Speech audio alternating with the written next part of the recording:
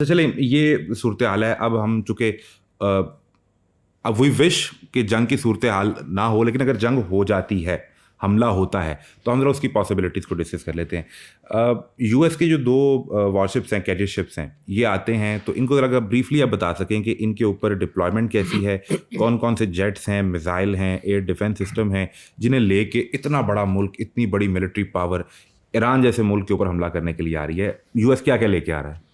دیکھیے، بنیادی طور پر جو ابراہیم لنکن ڈپلوائے کیا گیا تھا، یہ رفلی اب انڈرسٹینڈ کرنے کے لیے کوئی 4.5 ایکڑ کی فلوٹنگ زمین ہوتی ہے، سمجھ لیں. اوکے. جس کے اوپر ایک رن وے ہوتا ہے، اور ابراہیم لنکن پر تقریباً 5,500 لوگ ان کے سیلرز ڈپلائڈ ہوتے ہیں. 75 جہاز ہوتے ہیں، جس کے اندر F-18 مین جہاز ہے اسٹرائک کا، 10 F-35C ورژن بھی ہوتے ہیں اس کے اندر، اور پیچھے EG F-18 ہوتا ہے جو بنیادی طور پر جیمر ہے، الیکٹرانک جہاز ہے. اس کے پیچھے ایک E-2C ہاکائی ہوتا ہے جو بنیادی طور پر 100 جہازوں کو کنٹرول کر لیتا ہے اور ایئر بورن پلیٹ فارم کے طور پر ایکٹ کرتا ہے، پیچھے سے کنٹرول کرتا ہے. F-18 EG جو ہے وہ گراؤلر جو وہ جیمنگ کرتا ہے. F-18 جو ہے وہ اسٹرائک کرتے ہیں. F-35 اسٹیلتھ ہے 4.5 5th جنریشن، وہ بھی اسٹرائک کرتا ہے. یہ تو اس جہاز کی کمپوزیشن ہے. اس جہاز کی تقریباً 97 ٹنز اس کا وزن ہے. تو اتنا وزن ہونے کے بعد، اتنے مین پاور ہونے کے بعد، یہ اسٹرائک کے لیے آبویسلی موسٹ سوٹیبل کیوں ہوا، وہ آپ سوال بڑا انٹرسٹنگ ہے. وہ اس لیے ابراہیم لنکن کو کیا گیا. میں سب کی رپورٹ کر دیتا ہوں. 11 ایئرکرافٹ کیریئر ہے امریکہ کے پاس ٹوٹل. روزویلٹ جو ایک ایئرکرافٹ کیریئر ہے، میں نے خود بھی اس کو وزٹ کیا ہوا ہے کسی ٹائم میں نے ایئر فورس کے زمانے میں ایکسرسائز کی تھی تو وزٹ کیا تھا. روزویلٹ ابھی ریپیئر سے نکلا ہے. جیرارڈ فورڈ جو ہے وہ پیرا دے رہا تھا وینیزویلا کا. ابراہیم لنکن کو ڈپلوائے کرنے کا مقصد 2 ایڈوانٹیج تھی ابراہیم لنکن کی. ایک، ہوتیز نے جو پچھلے دنوں میزائلز فائر کیے تھے، یہ اسی وقت پرشین گلف میں تھا، اس نے وہ انٹرسیپٹ کیے تھے اسی ایئرکرافٹ کیریئر نے. تو ایک تو یہ وار ایکسپیرینس تھا اس کا، اور دوسرا یہ واحد جہاز ہے جس پر F-35 ڈپلوائے ہوتا ہے. وہ جیرالڈ پہ نہیں ہوتا؟ نہیں، اس کے پر بھی 75 جہاز ہیں. اوور آل وہ مین پاور اور کیپیبلٹی وائز دنیا کا نمبر 1 ایئرکرافٹ کیریئر ہے.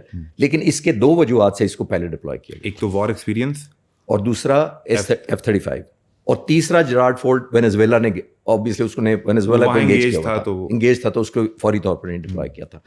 تو اب کمپوزیشن کیا بن رہی ہے؟ بنیادی طور پر ظاہر ہے امریکہ کے پاس بہت پاور ہے. انہوں نے تقریباً، تو پھر ان 3 وجوہات پہ اگر ابراہم لنکن کو آپ نے یہاں لا کے کھڑا کر دیا، اور اس کو بھی تقریباً اب کوئی ہفتہ 10 دن 15 دن میں وہ آ کے کھڑا ایک 2 ہیکل جہاز بتا رہا ہے کہ ابھی اٹیک کیا کہ ابھی کیا، تو پھر کیا ضرورت پڑی کہ جیرالڈ فورڈ کو آپ نے وینیزویلا سے نکالا اور اب وہ بھی ٹریول کر کے اس طرف آ رہا ہے؟ میرا خیال ہے پریزیڈنٹ ٹرمپ پوسچرنگ دکھانے میں یا ڈسپلے کرنے میں کامیاب نہیں ہوئے.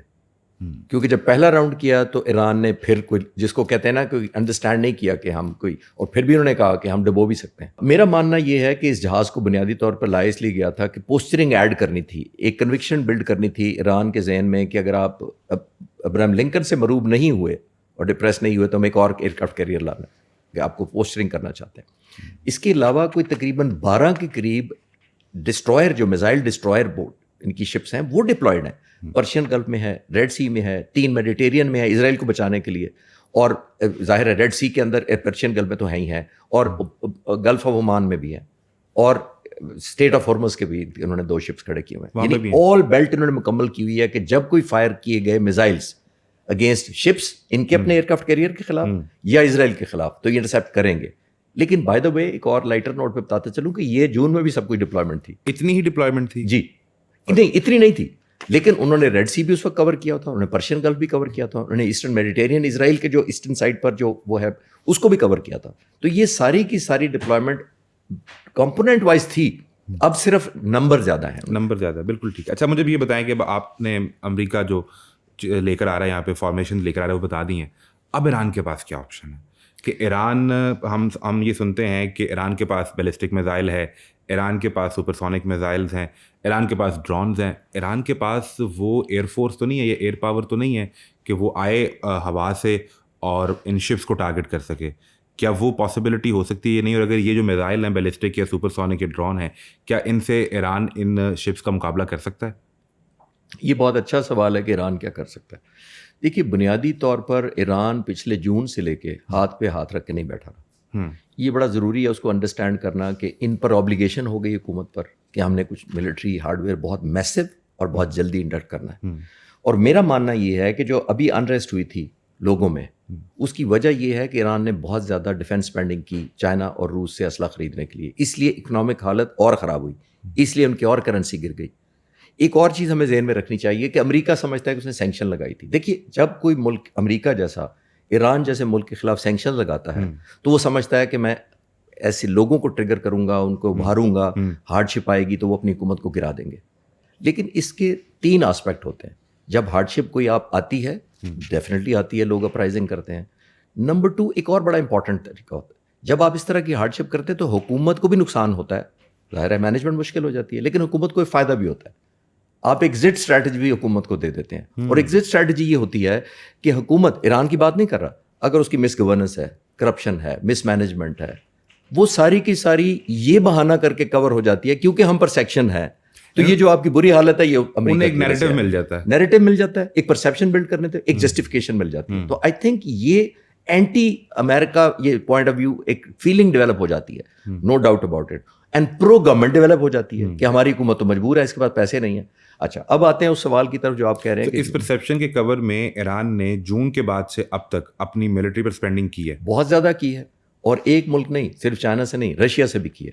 میں اب بہت سے ریسرچ کر چکا ہوں، انہوں نے S-300 میزائل لیے ہیں سرفیس ٹو ایئر، یہ وہی S-400 کے قریب ہے اس کی ماڈل جو انڈیا کا ہم نے تباہ کیا، جو ہم نے مئی میں ریفریش کر رہا ہوں میں صرف۔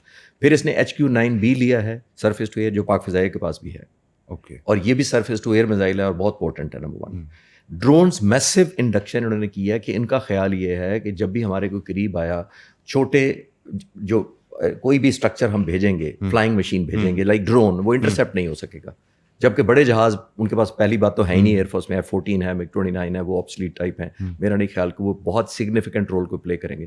تو ان کی ڈپینڈنسی میں 3 ڈائمینشن میں کور کرتا ہوں۔ نمبر 1 ہوا سے یہ فائر کریں گے، یہی سرفیس ٹو سرفیس میزائلس ان کے پاس ہیں، ان کے پاس ایسے میزائلس ہیں جو تقریباً 1000 کلومیٹر تک جا سکتے ہیں، ظاہر ہے وہ شپس تک بھی ٹارگٹ کر سکتے ہیں۔ دوسرا اور موسٹ امپورٹنٹ ہے، یاد رکھیے کہ ان کے پاس ڈرونز تھاؤزنڈس میں ہیں، شاید میں پڑھ رہا تھا 10,000 کے قریب ہے شاید۔ اس خطے میں شاید یہ ان کا ڈیزائن ہی یہ تھا کہ ہمیں سب سے بڑی پاور بننا ہے، ڈرون پاور بننا ہے۔ ہوا سے یہ ہوگا، جب بھی کوئی ایئرکرافٹ کیریئر یہ قریب لائیں گے، میرا ماننا یہ ہے کہ یہ سیچوریشن کی اسٹریٹجی کریں گے۔ سیچوریشن یہ ہوتی ہے کہ اتنا اوور ویلم اور اتنی ملٹی ڈائریکشنل سے حملہ کر دیں کہ رسپانس ڈیلیما ہو جائے دشمن کو، ڈیفینس سسٹم کنفیوز ہو جائے وہاں پہ کہ میں نے ایگزیکٹلی رسپانس ڈیلیما یہ ہوتا ہے کہ اگر میں کسی سے لڑ رہا ہوں، ایک ویورس کے آسانی کے لیے میں لڑ رہا ہوں تو آپ مجھے 2 مکے ماریں گے تو میں آپ کو 2 مکوں کا شاید جواب دے دوں، لیکن اگر مجھے 10 لوگ مکے مارنے آ جائیں تو وہ 20 بازو ہو جائیں گے، تو میرے لیے ریئیکشن ڈیلیما ہوگا کہ مجھے کون کہاں سے مار رہا ہے، میں کاؤنٹر نہیں کر پاؤں گا۔ یہ ہوتا ہے ریئیکشن ڈیلیما۔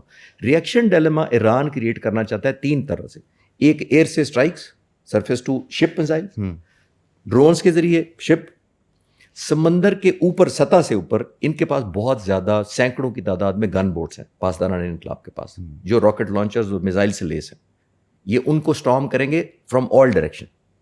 یہ سوئسائڈل ٹائپ ہوگا، جس کو وہ ٹارگٹ کر سکے گا شپ کرے، لیکن پھر وہی والی بات ریئیکشن ڈیلیما یاد رکھیں۔